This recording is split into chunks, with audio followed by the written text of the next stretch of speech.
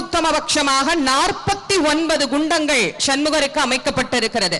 இந்த சண்முகரினுடைய யாக குண்டங்களினுடைய அமைப்பே பார்ப்பதற்கு கண்கொள்ளாத காட்சியாக இருக்கும்.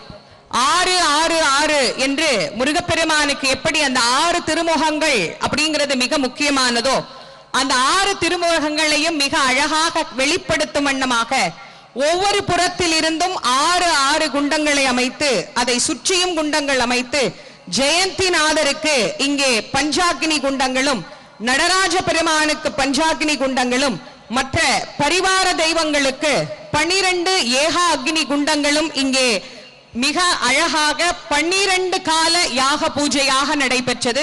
அந்த 12 கால யாக பூஜையினுடைய நிறைவானது தற்போது பூர்ணாகதியோடு யாகசாலையிலே நிறைவு பெற்று கடங்கள் அனைத்தும் ஆலயத்தை வலம் வர துவங்கிவிட்டது.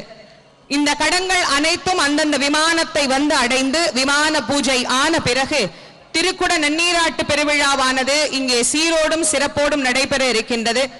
6 படை வீடுகளிலே 2ஆம் படை வீடாக விளங்கக்கூடிய நம்முடைய அழகான இந்த அற்புதமான செந்திலம்பதியில் எழுந்தருளி அருள் புரியக்கூடிய முருகப்பெருமானை அருணகிரிநாத சுவாமிகள் தன்னுடைய திருப்புகழிலே திருச்செந்தூர் திருப்புகழாக பல அழகான திருப்புகழை நமக்கு எழுதி தந்து அருளி இருக்கின்றார்.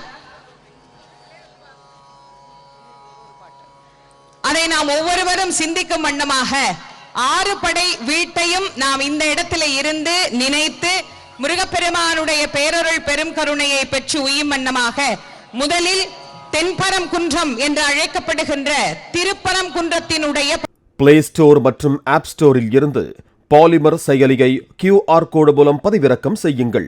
செய்திகளை உடனுக்குடன் பெறுங்கள்.